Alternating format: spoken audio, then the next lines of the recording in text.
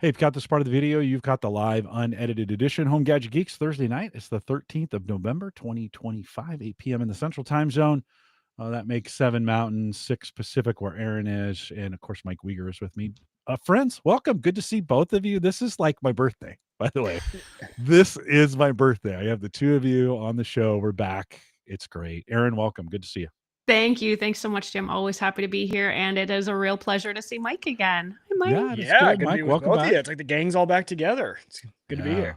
Tons of fun. I've been looking forward to this for a while now. Erin, we'll talk about where you're in a different spot. We'll talk about that during the show. But how are things in your world? Sometimes we talk about cocktails. I know you're in an undisclosed location. Did you bring anything with you? Maybe I have bottled water today. Okay, I'm boring. I'm doing work, and I've got to do a little bit of work yet. So the travel cocktail sometimes it's hard to come across a good travel cocktail. Yeah. But this weekend, I'm going to visit some friends, so I will definitely be getting my cocktail on this weekend. Okay, that's good. It's good to save it for the weekend, anyways. Mike, what about you? You got any? I'm boring too. Teed up? Just a bottle of water. Bottle of water. Okay. Well, I'm sporting some water too, so I think we're in good shape. But I did bring a gun to a knife fight. So I do have some Sazerac rye. I don't know if you guys know the Sazerac company, Buffalo Trace. This one is actually a store pick. So my son was up in let's see, where was it? Up in North Dakota doing some work up there, and he texted me, Dad, there's this liquor store here. They have a store pick of Sazerac. It's really good. You want some? And I was expecting, $50, $60, $70. I go, yeah, how much is it? He goes, $30. I'm like, yes. Yeah, grab sure. Two. Yeah, you get that every time. It is a delicious rye. So it's I'll be sipping on that during our time here. Well, let's get Erin, we got you for the next hour or so. So we got a lot to talk about. So let me kick this thing off and get this thing started. So here we go.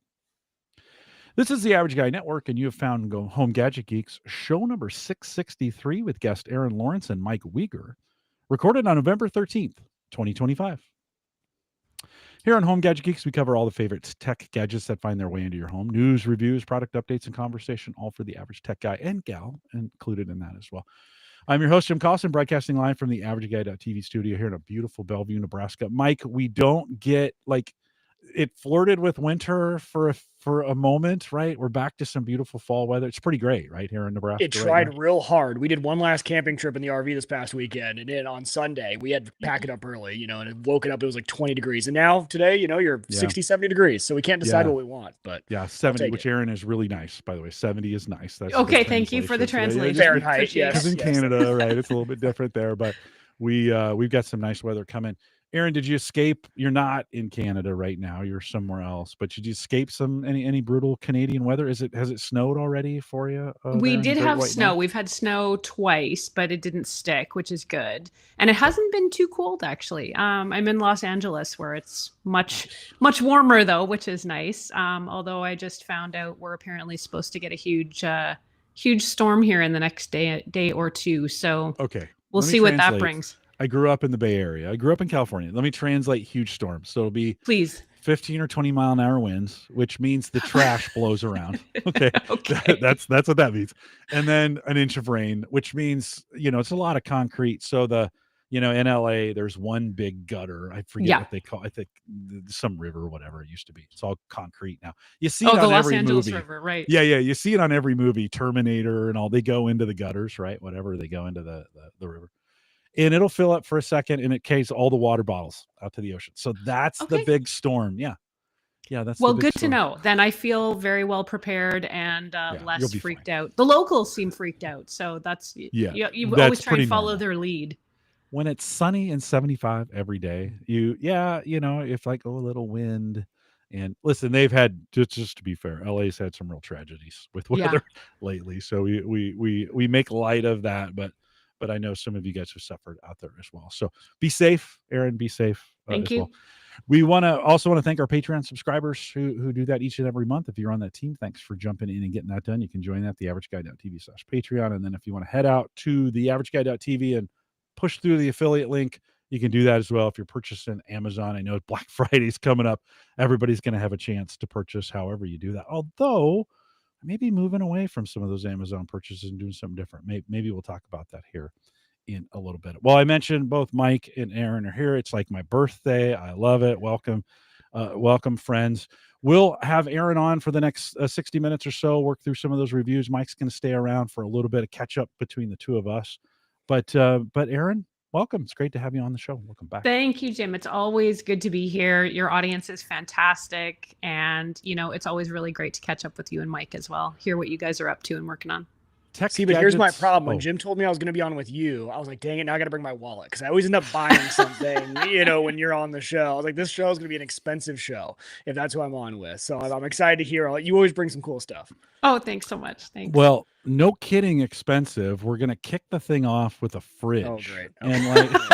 And Mike, I'll show the video here in a second, but Erin, we're going to talk about some vehicles at the end. You've been reviewing cars. That's not necessarily new, but you got a fridge you're reviewing. Let's talk a little bit about that. I reviewed a fridge. I've been on the hunt for a new refrigerator for what seems like ever. And when I've been shopping for fridges, I feel like I've kind of seen the same fridge over and over again, just with a different brand label on it. And when this one popped into my radar, I was pretty impressed. It's called the Mydea One Touch Autofill refrigerator.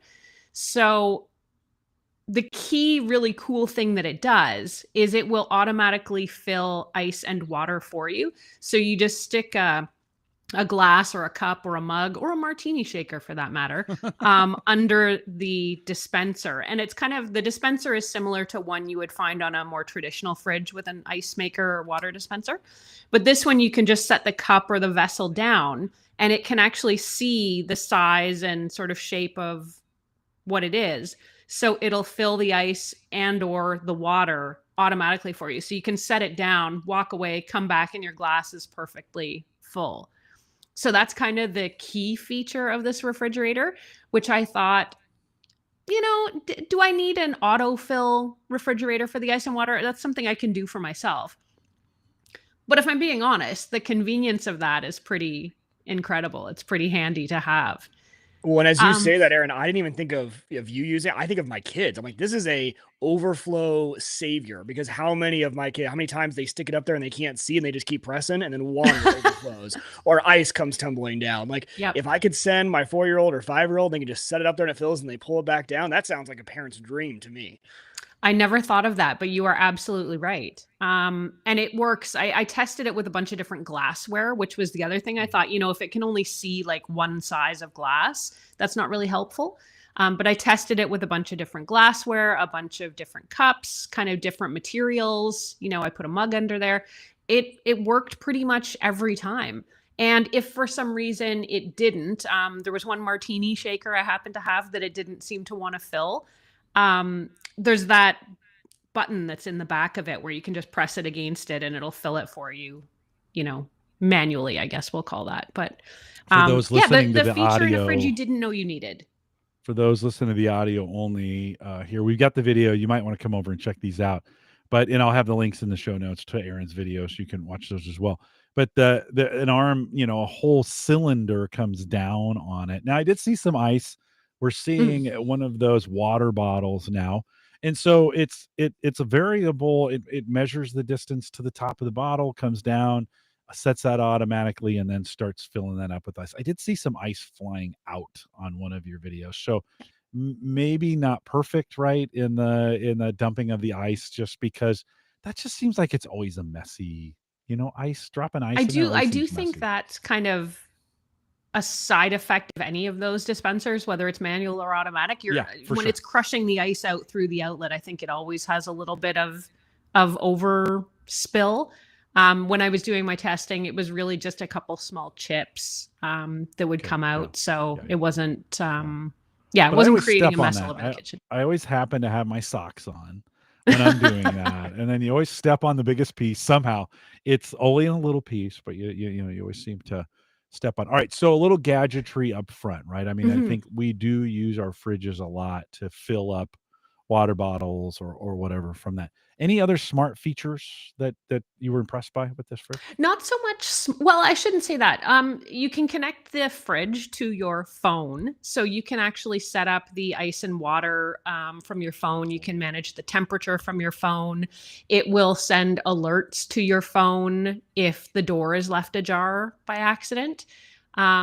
So, I mean, that's pretty smart and convenient as well. If you happen to close the fridge door, walk away, go into another room, another floor, and you don't realize you've left it ajar, it'll ping your phone. So that's pretty handy. Yeah. And then not so much tech features, but just like clever design elements. There's a couple of shelves and bins that are called the infinite shelf and the infinite door bin.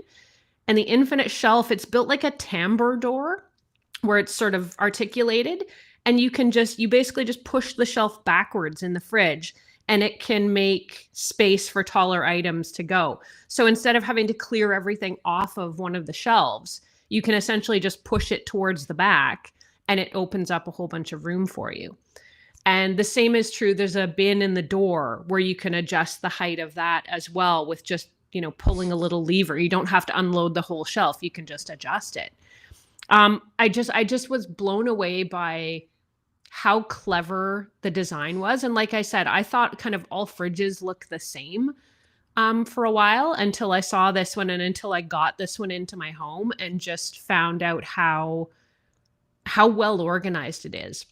And the last thing I'll touch on really quickly is the lighting, because man, I had no idea how much fridge lighting had evolved. This one has, I can't remember if it's 5 or 7. I think it's 5 LED light panels inside the fridge, but it's also got a reflective back. So it just bounces the light all around. So there's no more kind of dark back corners of your fridge where stuff goes to die.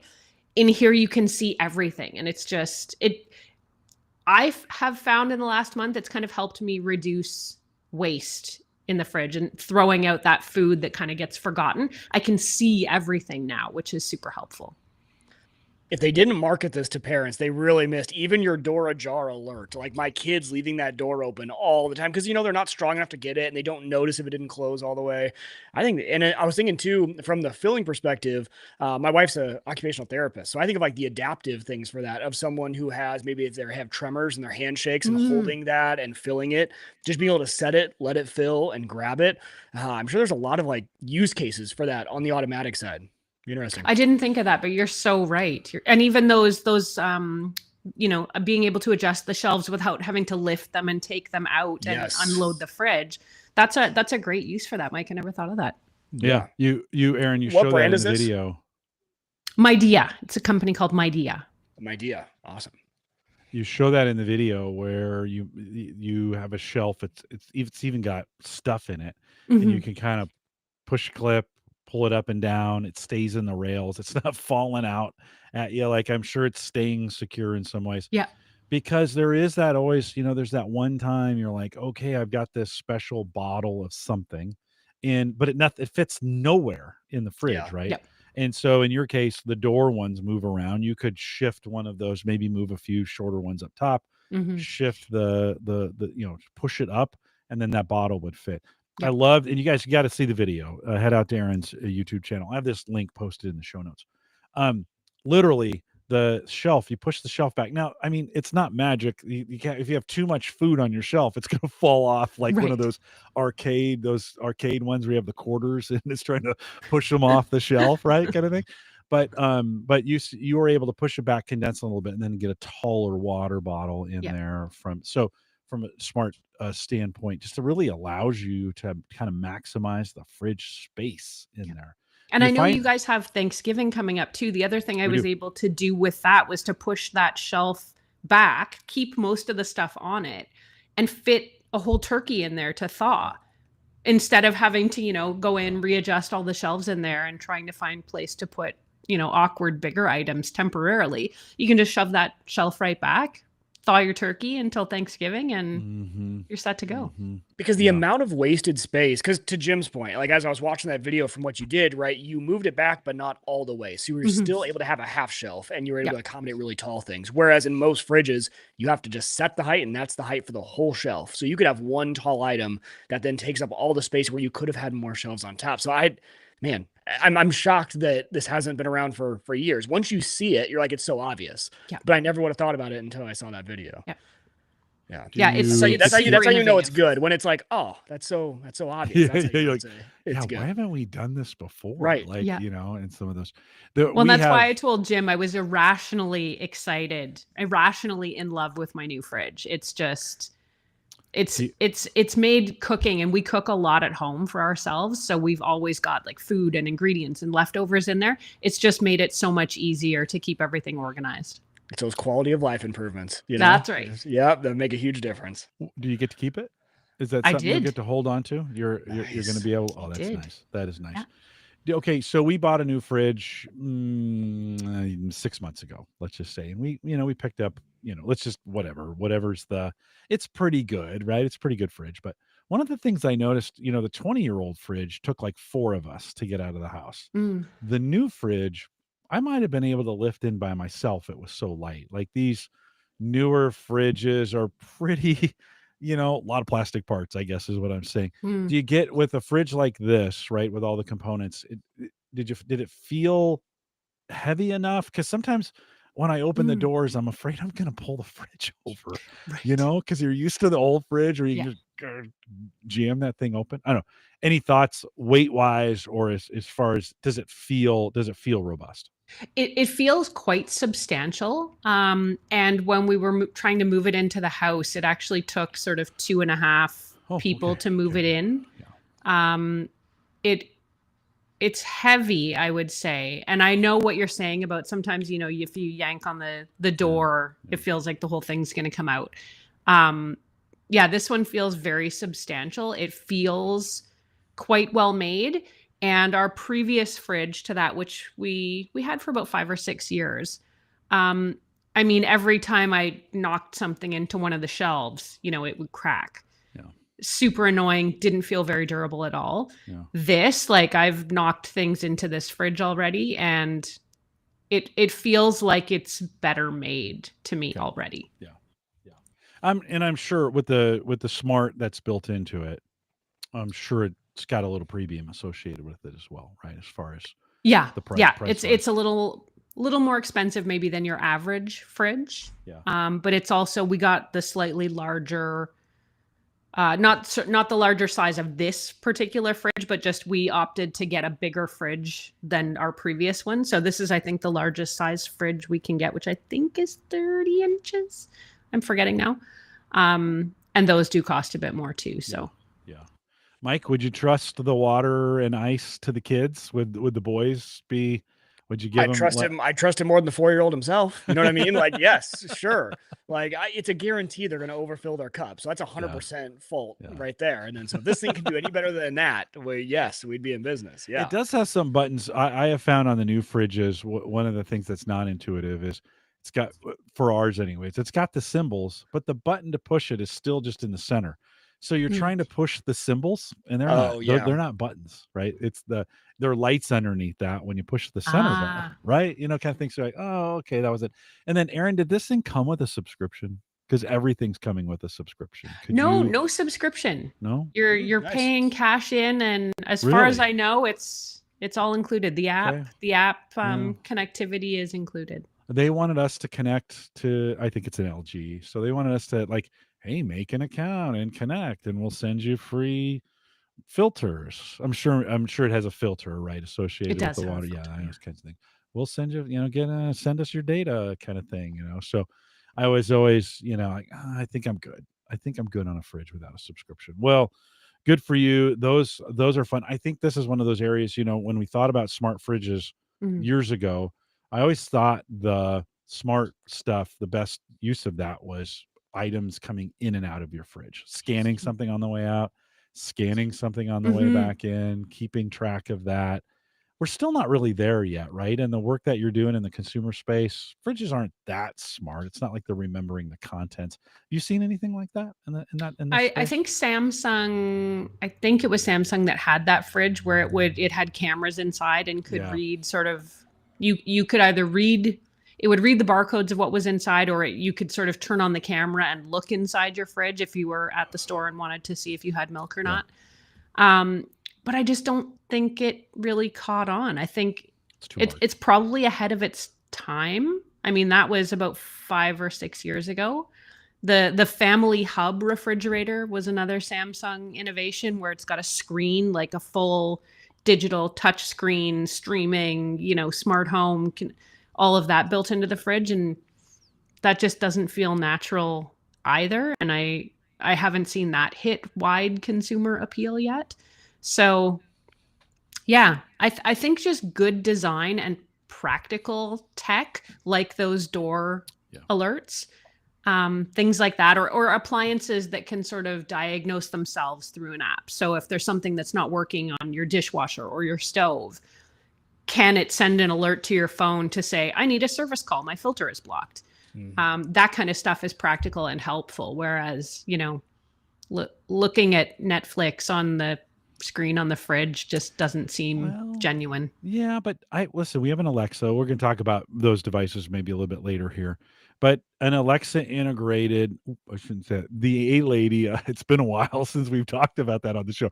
Sorry if I just activated everybody's devices, but that integrated into the fridge, and because we've got one anyways, wouldn't necessarily be a bad thing. But then those have a life expectancy of just a couple years. This has always been the problem. You're hoping that fridge will get you at least 10, I would think, right? 10 years would probably be a realistic expectation. I would hope so, yeah. Like that. Yeah. So it's always been tough.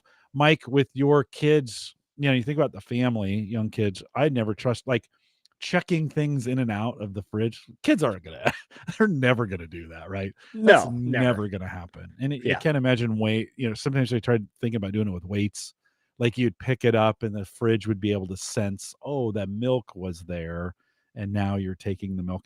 Would you be interested in if it built a shopping list for you, though, based on what you used out of your fridge? Would that work?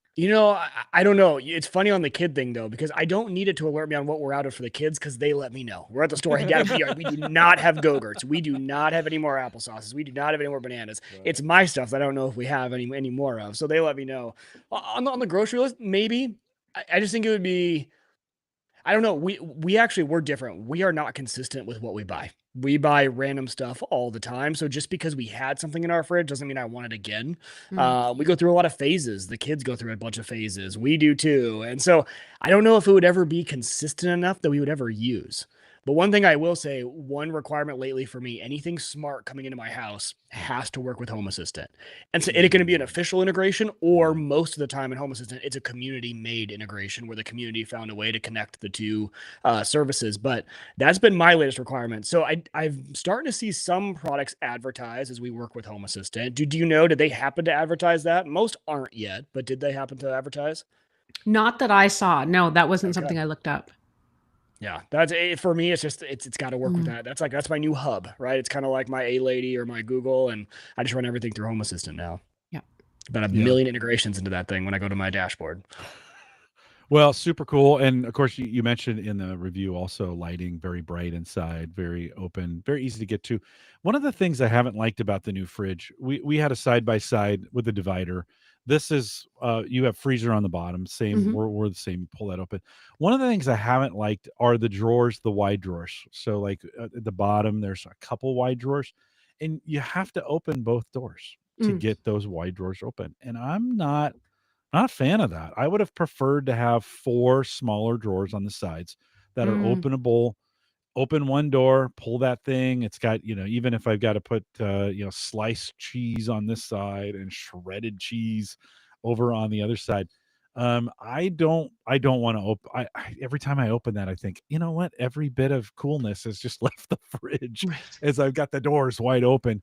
to just get the meat drawer open or whatever, those kinds of things. So I have not been a fan of that design. That's just been one of the things I was It like, was handy though, Jim, for things like charcuterie platter, sheet cake, holiday pies. If I'm trying to cool a baking pan of something, it's magic for that. And I did use it for Canadian Thanksgiving for a lot of those things. And that was a drawer I didn't have before in our old fridge. And it was always a struggle to try and get sort of bigger, wider items in. Yeah. So this actually really helps. Okay. I believe you. I just don't like it. I believe you're allowed to not like that. That's the dad coming out at you, Jim. Like, oh, we're not trying to cool the whole house with this thing. Stop cooling the whole house down. Stop cooling the whole house with it. Yep, that's what I tell my kids. I feel the same way. I say that, and then I hear my dad. Stop cooling the house down. It's close the windows, shut the door. All those things that that we used to. My dad used to say to me.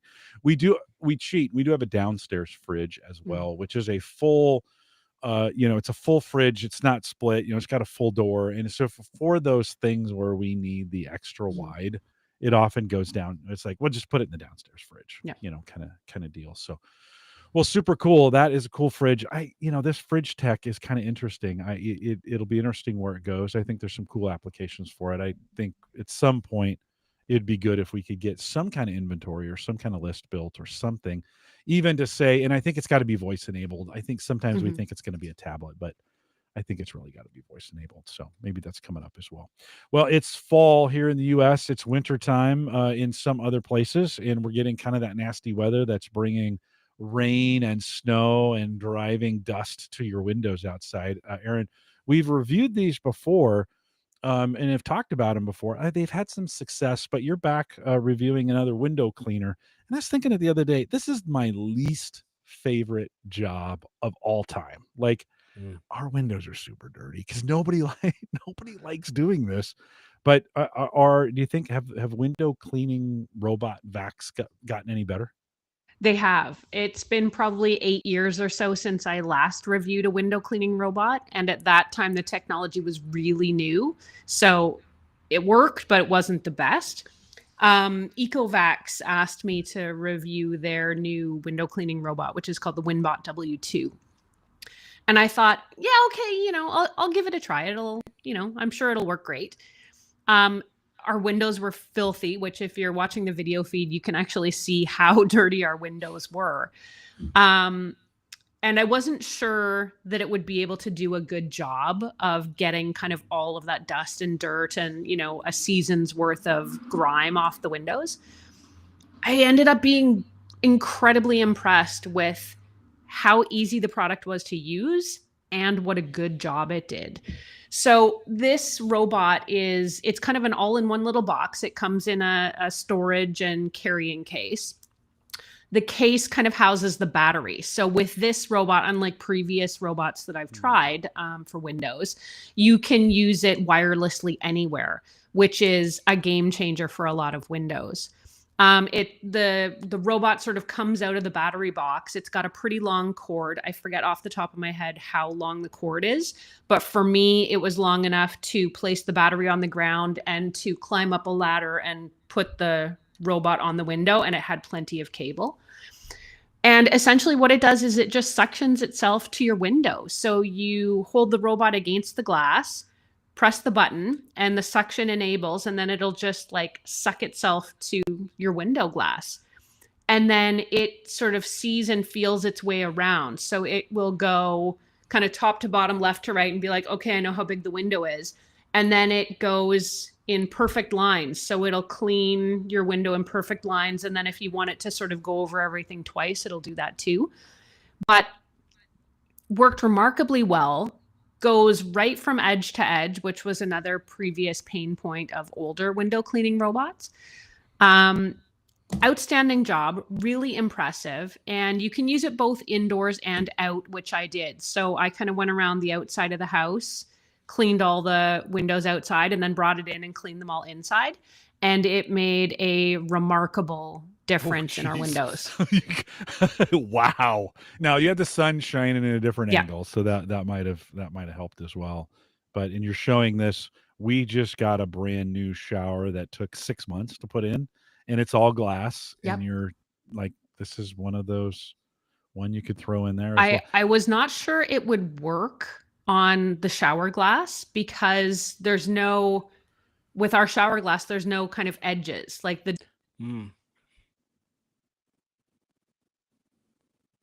Oh, the hotel Wi-Fi ended, or is it me? We lost her.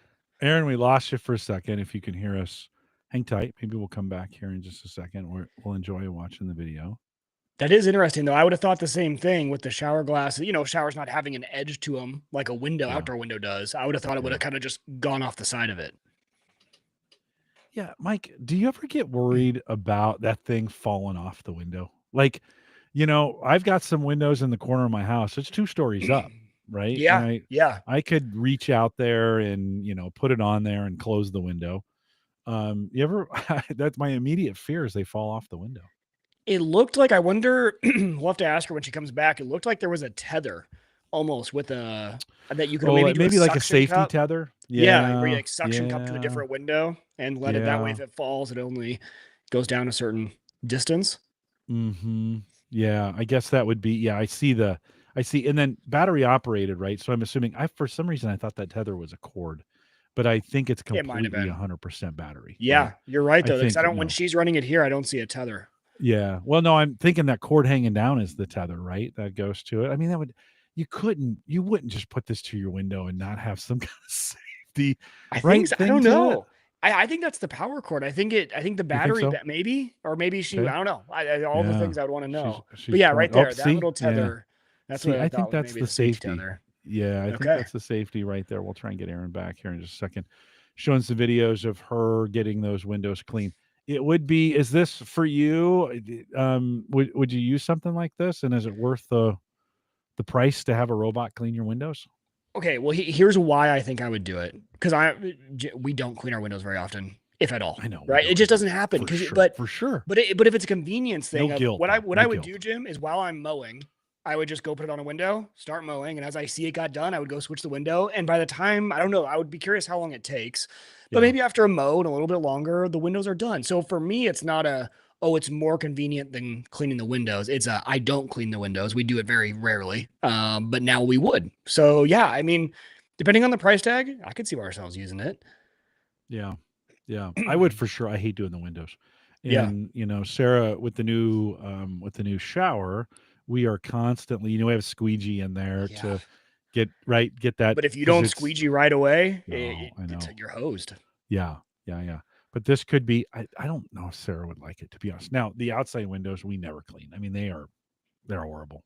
Yeah. And listen, no judgment if yours are that way too, but I could see this would be for me. This would be something. I would get something like this, and then this would be my job. And once in the spring and once in the fall, you make your way around the house, stick them to it, get them going, walk away, go do some other things. I vacuum the house. That's one of my other chores. And while I'm vacuuming, you could vacuum a room, Yeah. come back and grab I wonder if it stops. So after it does it once or twice, I wonder if it stops then, so it knows it's done. It'd be great if And, it gave you an alert to your phone, because you're probably not Yeah. sitting there watching it. That would kind of defeat the purpose. Yeah. So real quick, while waiting for her to come back, I'll do a little PSA on why I have this disgusting looking mustache. So, okay. All right. Yeah. sporting the Should I mustache. make a big for screen? Is that what we November. need to do? Hold on. Yeah, you can if you want. Okay, But, we'll make a big screen. this is just, and Jim, I just know because you love talking about this stuff too. So at our office, we love to sport Movember. So Movember, all of us men around Carson, we sport the mustache, and it's really meant to be you were supposed to ask me, oh, Mike, why do you got a mustache? I'm like, Jim, I'm glad you asked. It's just to raise awareness for us men. We don't like to talk about it. We should go to the doctor. So it's mental health, physical health, and it's really just supposed to be a conversation starter for us guys who are notoriously bad at going to the doctor and getting that stuff checked. You've always been such a good, proponent of that and open about it. So that's the reason for the mustache this month. Every November I do it. Every November my wife hates it.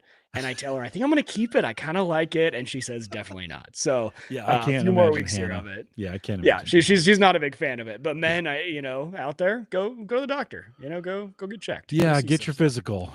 Yeah, get a get your physical done, get some things checked out. It's time to. I've put on a few extra pounds over the course of the last 12 months. It's like, well, it's time to think a little bit about your health for sure. Mike, I think you mentioned this, but you kind of blew through it. The world's crazy, and little mental health is not a bad. If you're finding yourself Yes. stressed all the time or Yes. angry, or any of those kinds of things, I started listening to the Wall Street Journal podcast, and so I get the news. I'm getting the news twice a day, and there's just sometimes I'm like, I just can't listen. I just can't listen. Right? I need something encouraging. I need some Yeah. good news or something along those lines. So make sure you're getting, you're addressing those as well.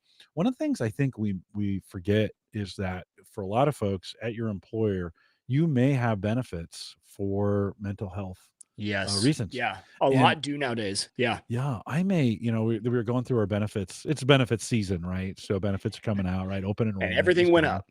up. Oh, Everything for went up. sure. Yeah. That may be another reason for counseling, right? It's just Mhm. go talk about your finances with somebody. Well, it's just not, I get 6 or 12, something like that, sessions a year, to meet with a counselor. I was like, I think I'm just going to schedule and just go to somebody to have a conversation with that's not my family, that's not my friends. I can say Yeah. anything I want, kind of thing, just to go and maybe gripe about some things. Or I'm like, hey, I don't want you to fix anything. I just want to tell you stuff, and you don't have to do anything, kind of deal. How great would that be for them? Like, okay, Oh, well, it'd be perfect. just sit here and listen. So Yep. good reason to do that as well. Let's catch up with you, Mike. While I have a feeling Aaron's battery ran out, or could be. I don't know. That hotel internet, you never know. It's spotty. Well, yeah, it is. That's true. It was downtown LA, and you never know what's going on. What's going on with you? Let's catch up a little bit with you. What's new in your world? Oh man, tech wise, you're kind of looking at it. So I think the last time I was on the show, I think we had finished the basement, but we had run into all the water issues here. So we finished the basement, and I had a golf simulator, but now with the finished basement, wanted to put it in. So the hard part was though, we dug the foundation out in our base. We dug it down to get more height to hit. Okay. Right, because our basement was a little short, and for all my tall friends to come over, so we wanted it lower right here in the hitting bay. Well, when we did that, the contractor's like, oh, this is great. It'll work awesome. We essentially created a new sump pit. So the first time we got it all finished, I laid the rubber down and I went to go set up the sim, and I stepped down there, and it was the day after a rainstorm, and it was like a water bed that I was stepping on. So long story short, had to wait a few months. They came in, they dug the trench, piped it over to one of the existing sump pumps. But so just recently, we're able to get this whole area set up. So a lot of the tech for me was technology for the simulator area. And I think one of the most fun parts for me was actually, I really like tidy cables and stuff that's hidden. So part of the project for me was actually planning out, because this was all just studs and an unfinished basement, planning out and ahead of time running all the Smurf tube through all the walls, because in the simulator you have, your overhead unit that's tracking the ball. You have a projector that's right above me. I have this wall mounted TV. So I wanted that all to kind of just blend and not have cords going everywhere. So it was a lot of planning on the front end for running the cables and running the Smurf tube through the wall so you can pull it through the wall. So I kind of enjoy all that stuff. And then it was planning out, because for the simulator, you need a gaming rig. And so for me, what I did was on Amazon, you can get the golf club holder. So it holds 2 sets of golf clubs. In the middle, it's like a shelving area for shoes. And it worked out perfectly. I got one of those. And in the middle, I instead of putting shoes, I essentially snuck my gaming computer right in the middle. So I was able to have kind of an all-in-one unit. And then I got one of the, actually you can kind of see it behind me. You can't see it very well. At the hospital, they have those wall-mounted computer screens and wall-mounted keyboards. Got those same sort of mounts for the computer, and it went right alongside the golf club holder. So a lot of the technology for me has been figuring out all the new stuff with the sim, getting everything wired, upgraded the launch monitor. So for anyone who is into golf sims, I can't recommend highly enough the Unicore brand of items. So this is the Unicore IXO2.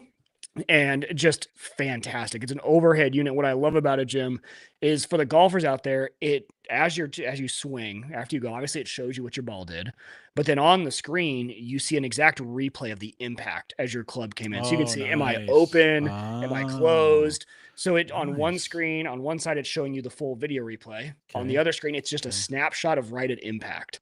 And I tell you, if you're a golfer, and you haven't gone to like a sim bay that has that, go. Usually there's a ton of sim bays in most cities where you can go and get that type of review.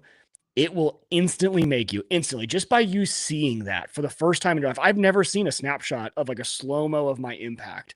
And it's funny, you go to a golf coach and they'll tell you, oh, you're in to out or you're out to in, you need to move this way. But your brain, you can't really connect on the why. Seeing a replay in slow motion and being able to see that instantly, your brain is almost able to do it on its own of like, oh, I need to roll my wrist a little bit. I need to bring it in just a little tighter because that club is way closed. Or look at my path, man. I'm like coming in and coming out. So where I saw this the most, for me, for an older brain that's not as plastic and takes a long time to learn stuff, that's one thing. So it took me, working on the sim, being down here, seeing it over and over. It was actually my 9 and 8 year olds who within, I'm not joking, about 20 shots, their swing was a million times better. They weren't able to get the ball off the ground in our old setup, and them being able to see the replay and then go down and be like, oh, okay, well, I'm going to do this. And it was like, oh, and they became insanely better golfers. So that's been a fun part. So golf tech has gotten so cool that level of technology is now accessible for inside the home.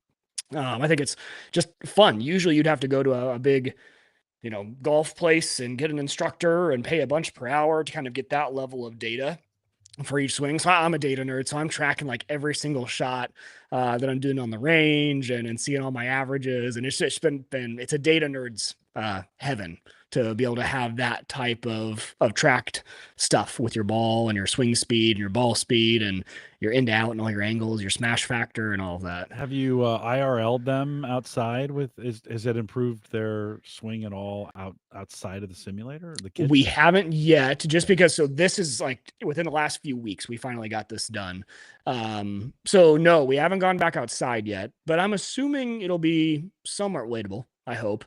I was able to actually, so I did go out and play an outdoor round and I did notice a pretty significant difference.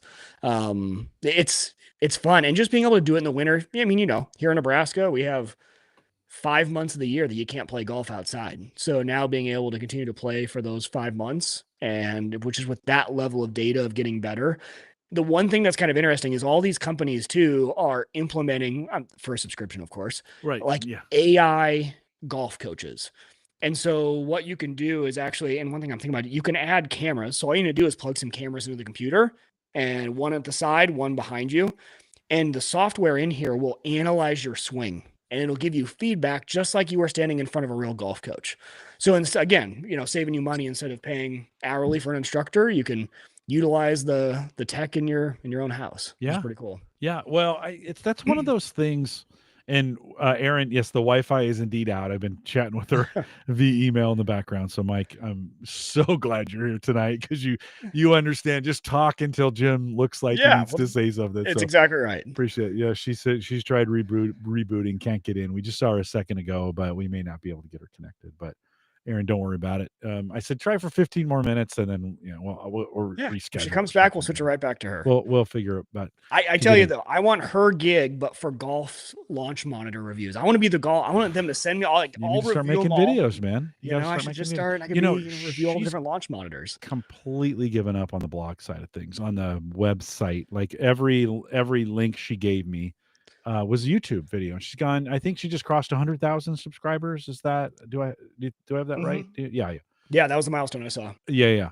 And she's been working hard to get there on that one, but she's kind of gone full YouTube on this. In fact, she's in LA at a YouTube conference right now, learning to do more in the YouTube space.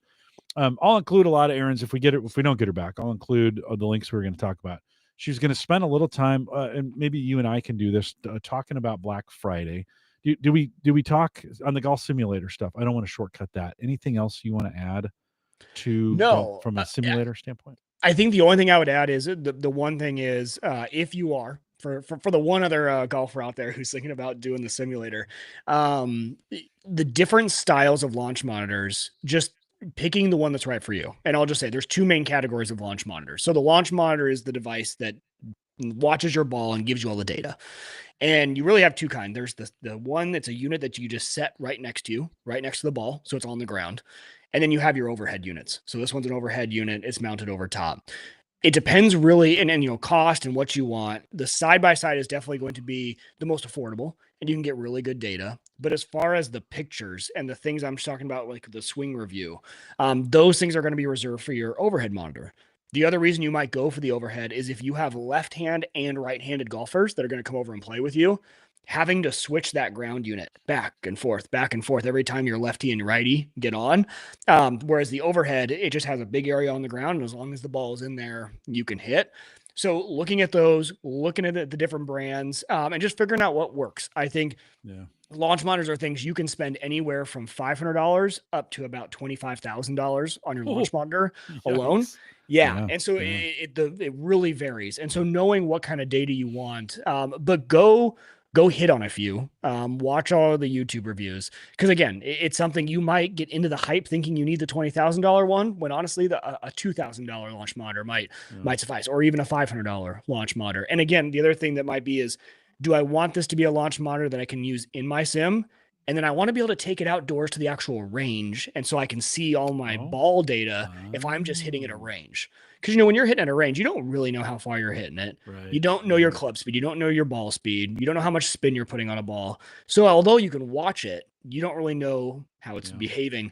Some of these units you can use in your simulator and be playing virtual golf and then pick it up, put it in your car, take it and set it right next to you while you're hitting at the range. That might be more valuable to you. So again, there's a lot of different things to look at and kind of evaluating, how am I going to use this thing? What am I going to do with it? For me, I knew, like, with my kids in the age, I don't get to go outside very often to play golf, to be honest. And if I do, I'm going to go play a real course. I'm not going to the range. So overhead, because I do have lefties that come over, and out of the way of my kids on the ground. And I wanted that ball path data. So if you're looking into that, do the reviews. But Unicore is a brand that they have all the different types of those. And I think their data is good. And you mentioned subscriptions. The one interesting thing, Jim, is actually the old launch monitor I had did not have a subscription model. What I found was they ran out of money and they went under. I mean, they haven't officially said they're going under, but there hasn't been a software update or anything from them in like 3 years. So for something like a launch monitor, I actually don't mind an annual subscription, because I know it's going to make their software better. They're coming out with the AI analysis, making that better. The data is getting better. The software is getting better, and they're going to stay around. And you want these companies. So it kind of depends, but you can look at, do you want one that has a subscription, one that doesn't? But this is one of those areas where I don't mind actually paying a subscription, so long as it means everything actually is going to get better. Yeah. And I mean, free always is a bad business model in a lot of ways. It is. If you can turn that, I mean, if you can turn that into something, then of course that's. Yeah. Well, it was interesting because I was really excited about it, because like, we don't do a subscription. That's the best part. And then I was like, okay, launch monitors are already a very small market. There's not many people out there buying launch monitors. They weren't the most expensive. They were one of the most affordable. And so like the combo of those two things, I was like, I don't know if they're going to make it, which was interesting.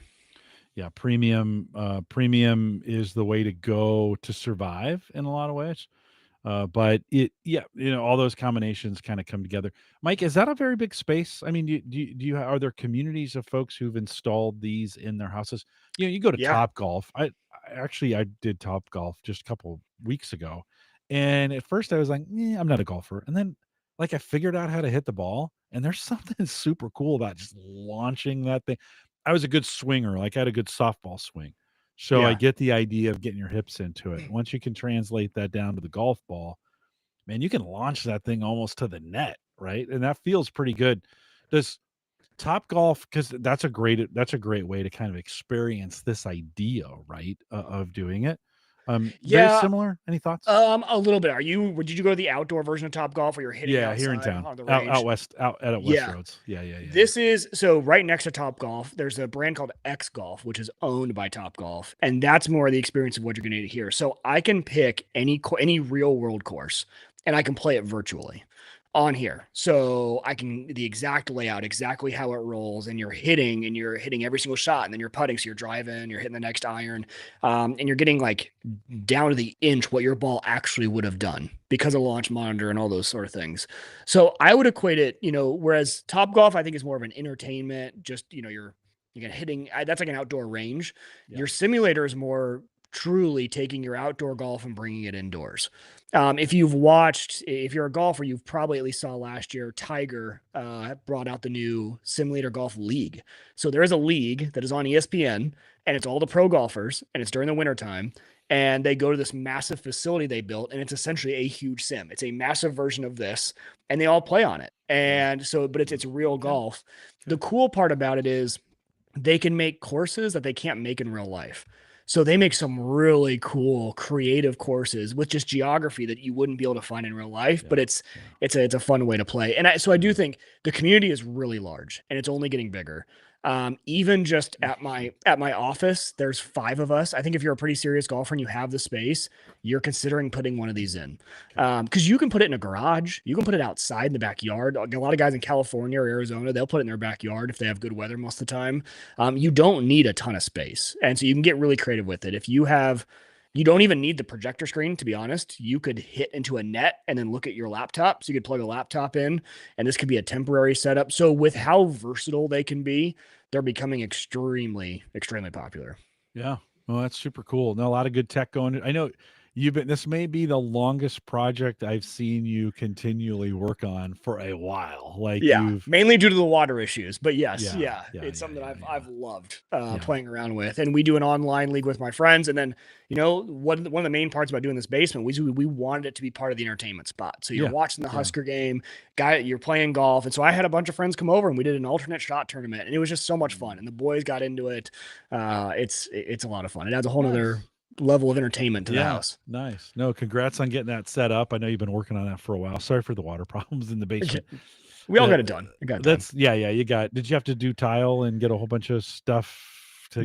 Luckily they thought they were going to have to put another sump pump in here, but we actually had them trench all the way across the basement we have 2 existing sump pumps in this basement already. Well, I was like, I don't need a third. And so they just trenched all the way over to an existing pump. Your water table pretty high over there? It must be. You in a basin? I'm at the bottom of a hill, and I tell you, we didn't know it was that bad. So for the 4 or 5 months that we were waiting for the waterproofing company to come, every time it rained, I was down here with a shop vac, and I would fill that shop vac 5 or 6 times full of water, just on a normal rain, not on a crazy rain. And so, we must be on a high water table or something. In the Discord group, Kyle had some sump pump problems. It seems like you always need your sump pump when it's an emergency. It's always an emergency because your power's out. And so we talked about having a battery backup for him. He purchased a solar generator or a lithium ion battery backup, which I think is great for that type of application for like a sump pump. Although I would immediately be trying to use that battery for other things, right? Mm-hmm. Because you're like, well, it's just really just sitting there most of the time. And then it wouldn't have any juice when it came down to the. Well, that's the way it would go. Yeah, that's the way it would go. By the way, Erin is out. She's tried the Wi-Fi. It's gone. We'll get Erin back. Erin, thanks for coming out and giving it a try. The Wi-Fi went to crap. It happens in LA. Well, good work on that. I know, the trials, the tribulations, you're going to use it. That's kind of the thing, though. You make it significant for me. This is the way I am with projects, is that I get there's this big thrill in getting the project set up and getting it going. And then I'm like, am I actually going to do it? I don't know. You kind of... So good for you for having folks over. It is a great place to gather and a great way to get people together for sure. Yeah, it's a lot of fun, and it's something too. It's one of those compromises of knowing I'm not going to go steal a Saturday and spend 5 hours when I have 3 kids at home. No, right? For sure. But I'll steal 45 minutes at 7 a.m. and get a full 18 in. And I got it takes 45 minutes to play all 18. And you fly through it, and you play it at night after they all go to bed or in the morning before they wake up, and it's perfect. Yeah. No, right on. Good stuff. Congrats on getting that up and running and done and going. Hey, Erin was going to talk a little bit about Black Friday. We're not that far away from that, right? We're about 2 weeks out. Although, to be honest, I feel like it's been Black Friday all year. Like everybody does these Black Friday sales or whatever. I think Amazon announced they're starting their Black Friday stuff next week. So it's going to be a sale time. Anything you're keeping an eye on, or any new tech that you're kind of hoping will drop or show up? I need my next batch of hard drives. So Oh, I'm hoping for some oh. good deals on some spinners, some old Ooh. spinning rust. I haven't, I'm in the mode now where, you've always just far exceeded my storage. But my box now is at 122 terabytes, That's and not bad. You're I'm close. needing to go up. You're close. You're Close. close to me. I'm Yeah. catching up. Yeah, All you're right, catching. You're take me close. some time. Yeah. Trying to catch up. You're getting there. But I have a lot of that is so I just started getting 20 terabyte drives, which now actually I probably should go up even from that. But most of the drives in my machine are 12. So I'm slowly starting to replace those 12s with 20s. Maybe looking at 24 or 26. I don't know. I'm trying to find that sweet spot. I always try to find the price wise where you're not paying too much per terabyte. But I need some good deals. I'm probably gonna grab 2 or 3 over because I still use Unraid.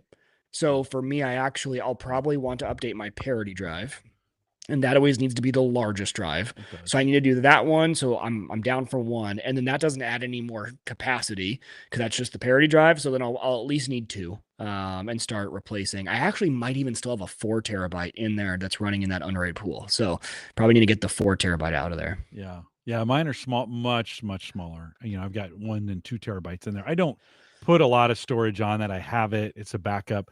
I was mentioning to you in pre-show. I've been going through this solar work, and then as soon as you start putting solar panels up, I still have grid power, and grid power in Nebraska is super cheap. Like, It's so cheap. we have some Yeah. of the best rates in the nation here in Nebraska. And so it's really hard to justify anything along those lines. But then you start looking at your setups. And of course I bought Tapo energy monitoring plugs that go in between the device and the wall. In this case, the device and the battery, because I'm measuring it all off batteries now at this point too. And like, oh man, my Unraid server's running at 60 watts continuously. Like, is that what I want to do? And like, hard drives run about 5 watts, 5 to 10, it's based on what they are. And you're right, as you think about your setup there, hey, a 20 terabyte hard drive takes almost a little bit more, but it's not that much different than a spinning 2 terabyte hard drive, right? I mean, from a wattage standpoint, It's the same. You're getting economies of scale by going with these bigger drives, right? Now, from a backup perspective, you got a 20 terabyte drive full and that thing goes bad and you got to pull it down from the cloud or whatever. I mean, this is one of those kinds of, when you think about going larger, I think that, by the way, I think the answer to your question on sweet spot is still 12. Like, I think right now 12, 16 is maybe the sweet spot for some of these. The tariff situation has not been kind to the hard drive space. And so they've been, I might give it a little more time, like maybe until next year. See what happens, right? See what happens in the U.S. economy. But you get. So I've been monitoring all these things, and you're like, do I want a 60 watt? Do I want a 60 watt drive or a computer on all the time? Well, the gaming rig's running at 100 watts, right? And you're like, and then I started doing the math, and you're like, that's $10 a month. Like, it's not that bad. I'm thinking like 10, you're thinking like, oh man, I am throwing money out the window. And then when you start doing the math on the kilowatt hour and the price per now that's because we pay 12 cents, right? We pay 12 cents a kilowatt hour here in Nebraska. Flat fee. It's not California. They're not changing the rates based on time.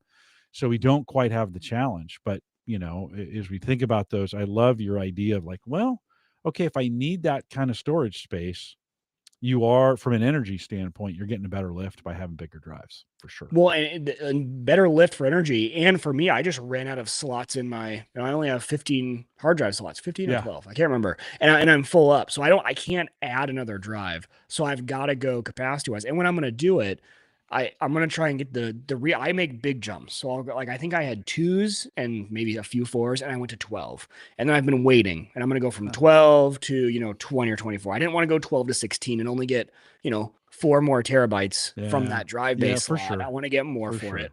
Yeah. Sure. But the other thing I'm actually curious, and I think if you're going to talk about solar, the other thing on my list is some form of that EcoFlow battery. Yeah. And so for me, what I've been looking at is, so we talked about it. I put in that outdoor plug for the generator, which is perfect. And my electrician, I think I told the story, right? He confirmed it. He fixed a few things. And now it's good to go. And I still have the gas generator, but a lot of times, we've lost power once since then. It was only 10 minutes. So I got all excited that I was going to get my generator out, and then it was only 10 minutes. My wife said I was way too excited to lose power. I know. It I was know. the first Totally. time. I was all You're like, pumped. yes. Yeah. It's about time. Yes.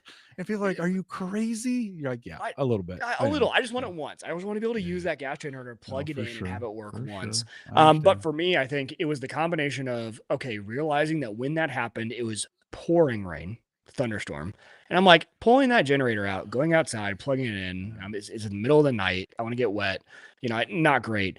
It wouldn't be that hard to wire a second plug right next to my panel indoors and have just a big EcoFlow battery bank. And for me, I don't think, because obviously I think you're talking about the solar route. I don't think I would go solar. I don't think I need the solar. Solar would be great to run into the EcoFlow. But for me, I'd be looking for, can I get 5 hours out of a big battery bank? Yeah. And the other reason I kind of want to do the battery bank in the EcoFlow style is because with the RV, we've been loving it. And we really want to try boondocking where we're not plugged into shore power. But we don't want, if we're out in some beautiful location, I don't want a generator running all the time. Okay. And so having the battery bank that you could run the AC and everything for a little bit, plug the RV into that, run it for just a bit, and not have the big gas generator running the whole time. So it could serve a dual purpose for me. 90% of the time, we're probably using it in the camping capacity, but when we're not camping, it's sitting downstairs, charged up, ready for if we lose power. Yeah. And so I think the versatility of that is something. So Black Friday, we'll see. They're expensive. They're not cheap. And so looking to get a good deal. The prices, though, have been coming down on them. But they've only been getting better. Like now they're stackable, so you don't have to get all the batteries you want at once. Just you can expand them.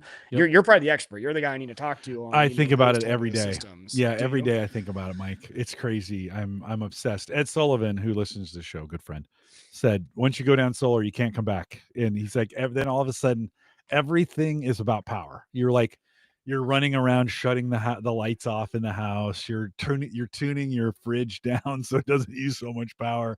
You're right. All those things. He was right. I just admitted I put kilowatt meters, or I put meters on every single PC just to see, like, okay, I kind of need to know what they're drawing. And I was a little alarmed when I realized my gaming PC was pulling 100 watts continuous.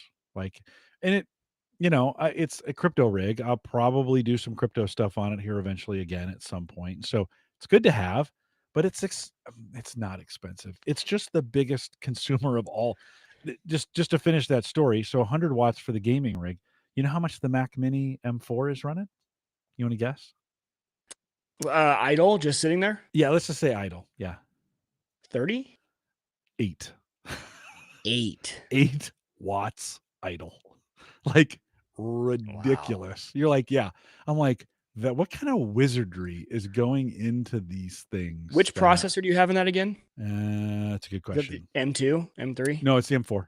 It's the M4. It's the new one. Yeah. That Apple Silicon in there is so efficient. It's incredible. Yeah. And it rips when you need it to too. Like it's not like it's slow. Yeah. And like when I use it, it's 18. So like, you're like, okay, the Surface 10, 8 to 10 watts, which is great, right? That thing, I use that as a touch screen for the home automation stuff. That's awesome. I have an old Nook box, an old Intel Nook with one of those Celeron processors. 6. The thing runs at 6 watts, right? And you're like, this is amazing, right? And so I start looking at start just looking at stuff. And you look at that one that's running 100, and you're kind of like, and I feel bad. Now I've been running it at 100 for 3 years. So I didn't feel bad, but I feel bad right now. You're like, oh, there's maybe something I could do. Maybe something I could do on those. I haven't even fired up. I have a Core i3 box. It's old. It's 12 years old, probably. 540. It's the first version of the Core series of the i3, right? I've had it for a long time. It's full of hard drives. It has 14 hard drives in it. I'm afraid to fire that thing up and see what that's pulling. It's probably going to be another 75 to 100 watts just with the drives associated with it. Well, and like you said, the graphics cards too, just like at idle, just to have the card in the machine 20, 25 watts. 20, Yeah. 25 watts. Yeah. For idle, for the gaming. But it's made me think like, okay, so I have the channels DVR server on that gaming rig because it makes sense if you're going to do transcoding, you want to take advantage of that. You know how much transcoding I've done? Zero. Like we don't. Sarah watches it off the TV. Like we don't transcode. Everything's great. So it's like, should I move channels to the Mac? Should I get an external hard drive for the Mac and move channels to the Mac? That actually might be a better place for it to be anyways. And then at night when I go to bed, I can just put that thing to sleep. It draws and the Mac could probably watts. transcode just fine with the CPU. For sure. Yeah, no, not even. Yeah, no question. And the channels guys actually write the software first for the Mac. Like do they really? They're Mac first, right? And so you start thinking like, okay, should I move that? This is what I'm all thinking right now. Okay, do I get another hard drive, or do I take one of my stolen hard drives and make it work in here for the Mac so that I could do channels, hook all that stuff up, and then I'm like, that's a lot of work. It's a lot of work. I think, because I could put the gaming PC 3 watts at sleep. And you're like, I watch YouTube on that thing, and I game every once in a while, but not much. And it was supposed to be a VR rig that I never used, right? So you're like, it's just choices, right? From why every time we get on, we always talk about reconfiguring all the stuff. Like now I want to move this to this server. I think you and I like tweaking. I think it's just what we enjoy. Even if we're not going to do it, I think you and I like mentally planning out how it could work if we wanted to move everything around. I would move this to this machine. Well, that means the transcoding needs to go to a different box, and crypto would have to move here. I love it. I mean, that's what I love to do too. Yeah. Couple. Let's do some chat here coming in. Let's see. So, Tony says he just realizes that his 4 terabyte Reds, Western Digital Reds, they're 10 years old. Yeah. All of a sudden, and Mike, I run the what's a crystal disk against all the drives I have, and you look at how long they've been active and how many hours they have on them. Man, some of those are old. Like I think I have a 12-year-old 1 terabyte hard drive still. I'm in the same boat. I've got some 10-year-old ones running in there, probably some 11-year-old ones. I've been slow. They have been slowly failing on me.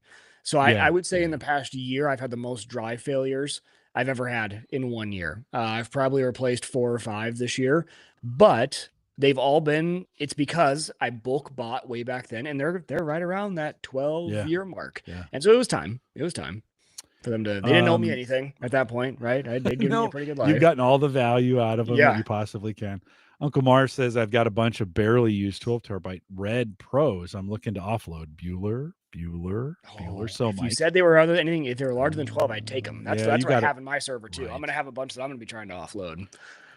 Tony says, I want to upgrade my 4x4 terabyte Western Digital Reds to something around 16 terabytes total. Tony, now is a good time to do that, by the way. Would you do 116?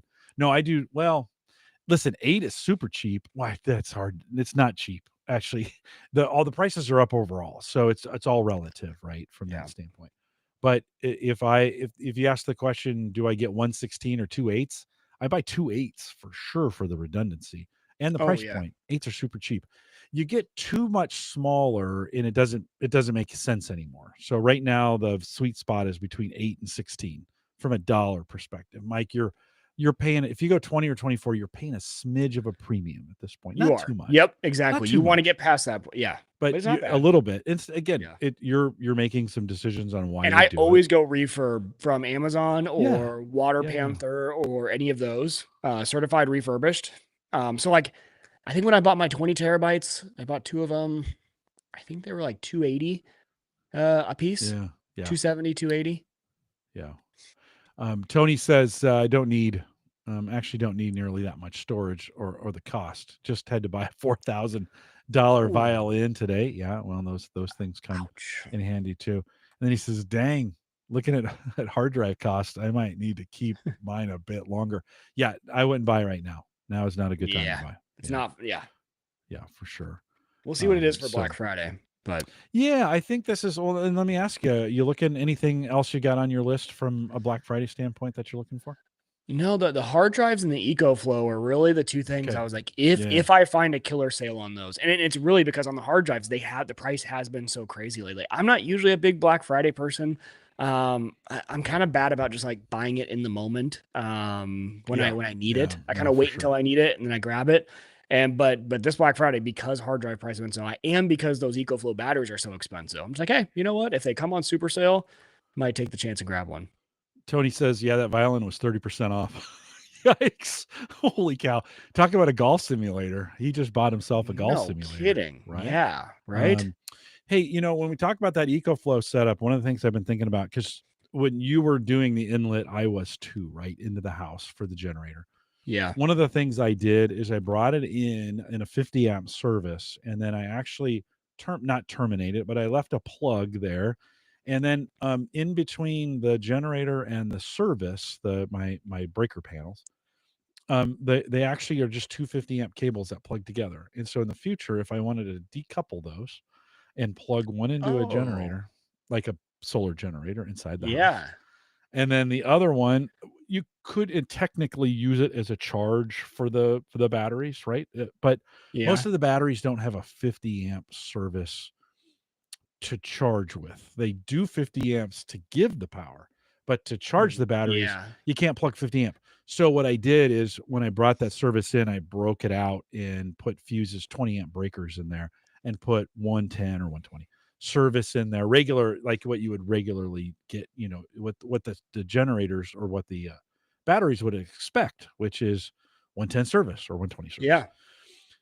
So that would allow me, if I ever wanted to in the future, I could put a battery bank in between the generator Smart. and the power and the house power and run it that way. 50 amp service is plenty for what I'm doing. I put Oh yeah. like we talked about last time you were on, I put a soft start on the air conditioner, so that'd work. That's genius, by the way. I wish there was a soft start, to be honest, for the dryer and the stove. Like that, I those didn't are think about that. Are those high inrush current as well? for sure. I Like could see the dryer with the heating element. yeah, in your if you have electric stove, you turn that thing, you know, you turn the stove. The countertop parts aren't too bad, but the actual oven, yeah, you turn that on, you're blowing your breaker almost every time on some of those low, Okay. you know, that's not designed for it, right? It's pulling. Now, it doesn't pull like an air conditioner does, right? You're not getting that rush of, you know, 35 or 40,000 watts for a second. Right at the beginning, and then Right it at the comes very back beginning, then down it just kind to of spin dips. up the But yeah, most like the dryer, I tried to run the dryer off of our generator. I have a 6K generator and it said no. You know, it was like, no, Okay. not gonna blew the breaker. It's not gonna do this kind of thing. So I wish there was kind of a ramp up, stop, start. It doesn't matter that the inductive kind of heating is just pulls a lot of watts, not super efficient. And it just does. It's if you're choosing to go that route. Mike, we had this I had this conversation with Sarah and Sammy as I've been doing this solar work over the last couple months, really thinking about it. And I said, you know, we couldn't do this, or it wouldn't, we know it's not cost effective, but we couldn't do this anyways because we're not efficient enough. Like if you're going to do these kinds of things, if you're going to run off the sun, you got to, not only do you have to have an efficient home, but it's really sealed, and you got to be thinking, you got to buy the right appliances for it. You have to have a mindset of conservation and thinking like, yeah, I can't just leave. You know, Sarah's like, what do you mean? We don't do that much. I'm like, we have 15 lights on at night when we all go to bed. Like, Yeah. there's all these little lights all over the place, and there's, you know, it just leaks out. That stuff just leaks out of our houses, right, so to speak. And you're thinking, oh, you might be running 200 watts when you go to bed at night. You might be running 200 watts of all the things that are thieving a little, because it's a, you know, maybe you have 7 Amazon Echoes. Well, those kind of run 4 or 5 watts, right? So you're you know, that times 5, or I'm at 25 right there. And then you might have a bunch of lights, safety lights around the house. That's probably another 70 watts right there. You're okay. You're at 100, right? Some of those starts adding up, and you just have to kind of think. I watch all these DIY homesteaders that are off grid. They don't live like we do. Like they're worried about every single watt. Yes. You know? Yeah. Well, it's funny what your mentality is on that with electricity because of solar. I've been going through that because of the RV camping. I have that same thought, but with water and sewage. Mm-hmm. Because in the RV, right? I know what 30 gallons looks like now and feels like, and I am shocked how little that is. Yeah. And because you had to go out, like when we're all showering, going to the restroom, and in the RV, you have your black tank just for your toilet. Your gray tank is for everything else. Your sink in your kitchen, your shower. And I am mind blown. Like I started to realize how much water we truly waste when you don't have to think about how much is going down the drain. But all of a sudden, when you have to be worried about the drain capacity lasting you all weekend, you're like, oh, like that is very, very little water. Yeah. And I start coming home and I'm like, we need to start military showering, and I'm washing the dishes different. And I'm like, I can't believe how much water I've been wasting my entire life until it's measured for the first time in my life, which, because the first time in the RV, we filled up that tank. We got there on a Friday. It was full by Saturday. And I'm like, there is no freaking way. But it's because we were using it like we were at home, and you just don't realize how much water you're using. To be fair, okay, I've also looked at my water bill. Like I never really looked at it at all before, Oh yeah. Last couple of years, I've been kind of like, I wonder how much water I do use. So the other day I was looking at my water bill and it's like, let's just say it's $75. 70 of that is everything except water. Like, here we have sewer services and taxes and stuff like gas. that. And then, and then I actually looked at I have a separate gas company here in Bellevue, but same idea, right? MUD delivers our water. But I started looking at the line item stuff and the actual cost of water, like $6. I was like, I don't have irrigation. I'm like, oh, I don't want to waste the water. I mean, that's a lot of water wasted. And then I'm like, if I ran irrigation, my bill would be $12.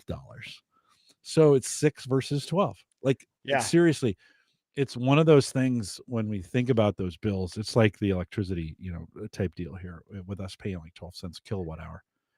You start thinking, I'm paying, most of what I'm paying is just to be connected to the grid. It's not the actual grid. Now, that's different in the summer here. We run the air and those bills go way up. And some of those in the winter, we all have natural gas here in Nebraska. And so the gas bills, and those kinds of things. So it's a little bit different there. But you're right. You come back from camping and you're thinking like, oh, I got to conserve. And then you start thinking, why? Like, it's like this hard drive thing. It doesn't cost me to run a 20 terabyte hard drive. It says a 2. So why wouldn't I buy a 20? Why am I skimping with a 2 terabyte hard drive, right? Yeah. It kind of fits that model too, right? It does. Yeah. It's almost just like it's a guilt factor of like, I can't believe that I've been wasting that much water. Like the cost, you're right. Sure. Like my water bill, I will not even notice it probably. It'll be, $1 or $2. But it just gets you thinking about that. And you start to realize how much more, like how much less you could live on from the water perspective and how much you could save. You're like, oh, wow, like there is a way, you don't just leave the faucet running while you're doing dishes and little stuff like that. But to your point on the electricity, it's different with electricity because there will be a time and place where you do need to conserve the electricity to, in your example, run off the generator or run off solar. For the most part, unless you're in a real big disaster, your water's usually running unless you're on a pump, a well pump or something like that. And your sewer is usually running. It's an extreme disaster if those sort of activities are out. But to your point, electricity, though, that's pretty common. You might need to learn, okay, what stuff could I turn off around the house to be able to run off my generator? Yeah. Well, and that being said, listen, I know, you and I both live in a very reasonable spot of the country for both water, gas, and electric. Like we have well-run utilities. We have well-structured infrastructure for the most part. We are, it's not perfect, but it's pretty good. I realize, there's parts of the country that pay 3 or 4 times what we pay for electricity.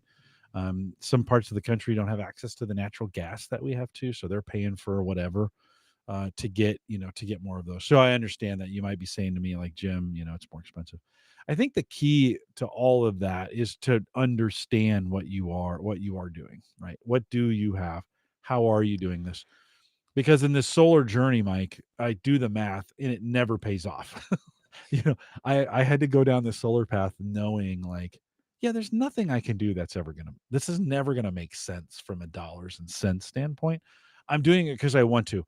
The generator that I bought doesn't make any sense, right? From a pure, you're going to use it. I'm going to use it 6 times in 10 years. It's going to run for maybe 50 hours in those times if we have those kinds of outages, but it's not used for that. And I think I'm approaching solar from the same standpoint of like, yeah, what if we do get into a spot where I want to be able to provide more of that power to the house and maybe do a dual, have it come in and do both gas and solar, because gas isn't any cheaper and diesel's definitely not cheaper.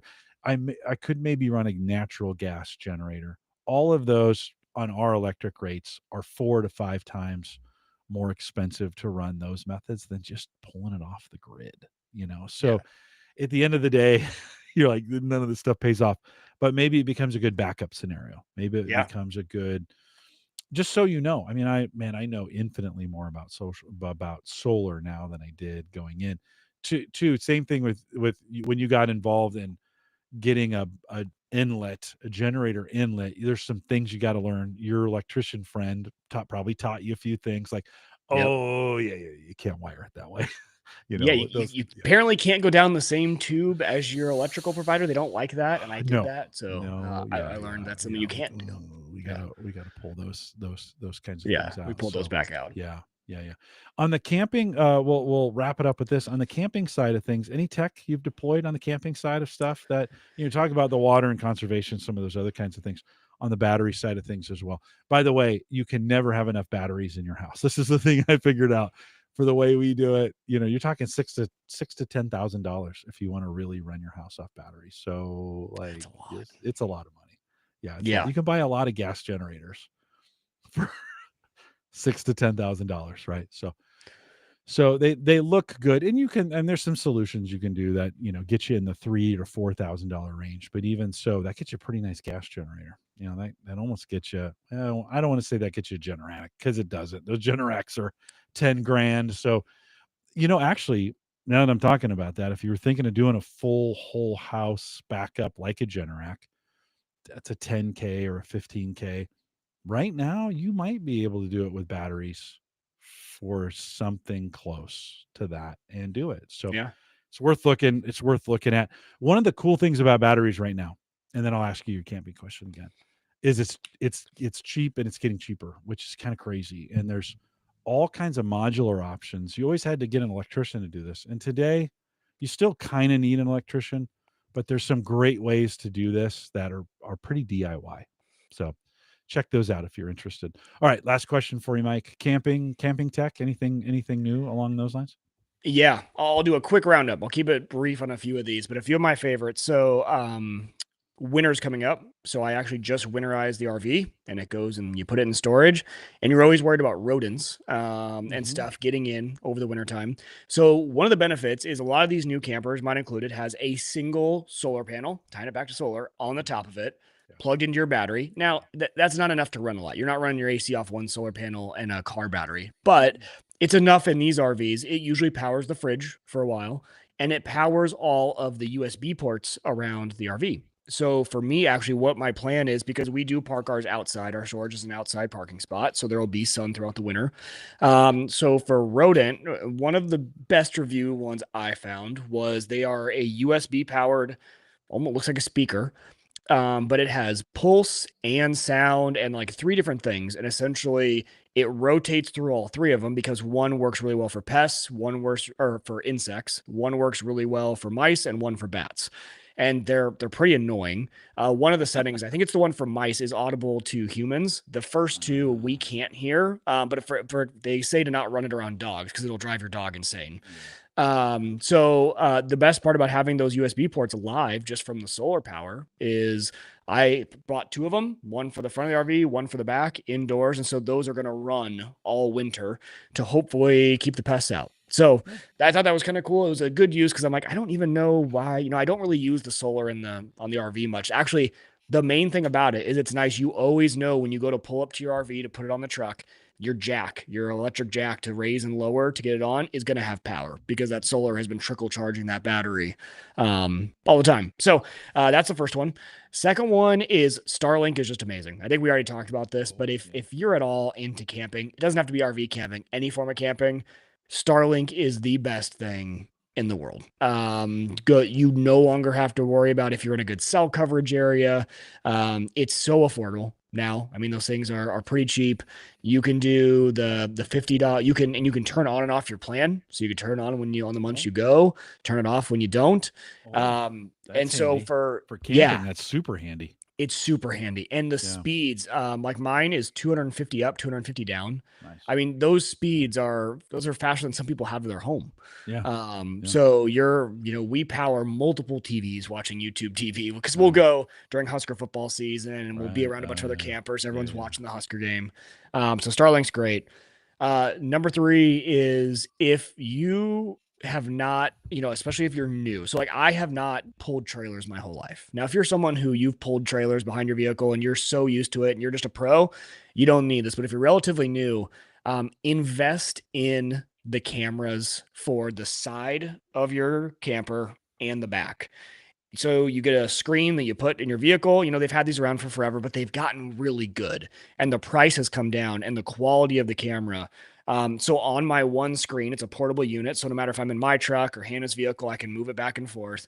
And I have on the top, I'm looking out the back of my RV. So I wouldn't even know if I was getting pulled over without this camera.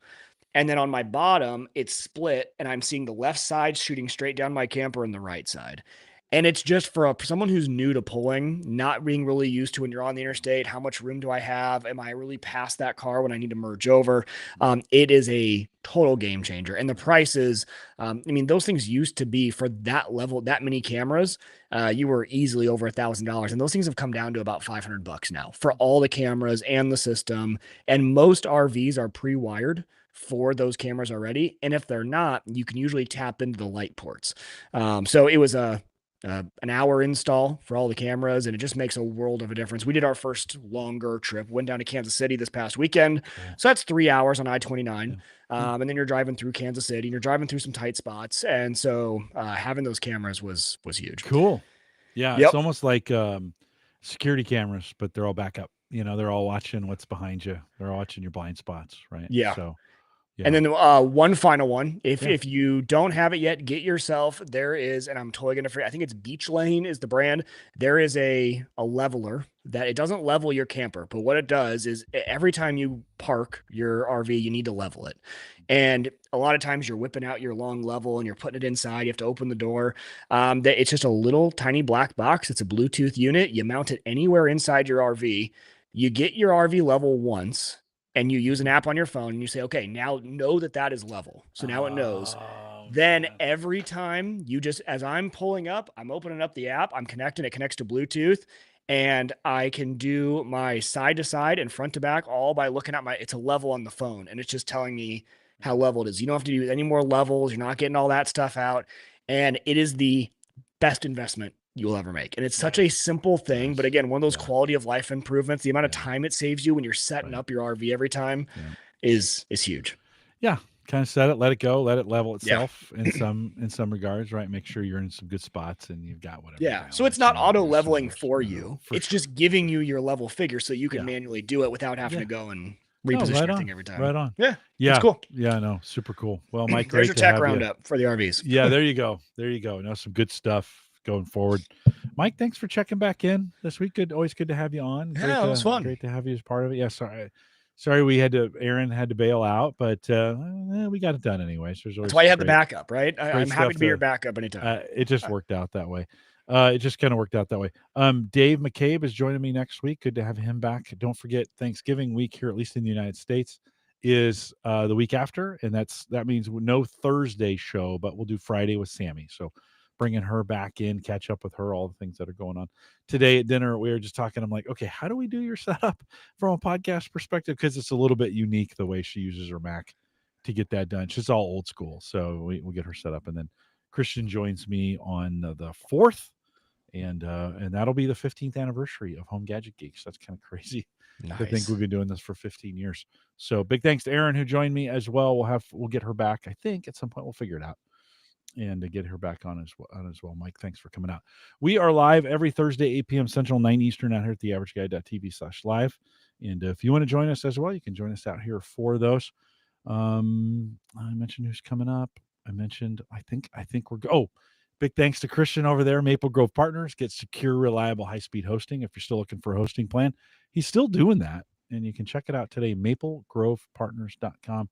Secure, reliable, high-speed hosting. That Sazerac is starting to kick in, which is pretty nice. I'm not going to lie. And Christian, thanks for your support over the last 15 years here for Home Gadget Geeks. For those listening live, there's a few of you hanging around. Tony, I saw Uncle Marv. Ken was out there a little bit earlier. Dan Lefebvre hanging out with us. Thanks for coming out. We'll do it again next week. With that, we'll say goodbye, everybody. Oh, Mike, thank you. My shoulder is really killing me right now. Like, is it? Oh my God. You just switch up there. Yeah, position. It is just, it's like, it just hurts. I got to get this fixed. This is sitting up like this for an hour and a half is just all I can do. Like I'm sweating. It hurts so bad. You're like, oh, this hurts. Anyways, go lay down. I'll get it figured Grab out. Grab an Advil and some ibuprofen or something. Yeah, get that thing figured out. Or a second classier drink. Which that doesn't. You know what? Alcohol doesn't do it. That's the thing. Like. I'm glad it doesn't, because if it did, I would like it'd be a problem. It would be a problem. It would be that's not the a little bit of the Delta 8 stuff here that we have in Nebraska. Oh that actually works. That from those drinks are pretty good.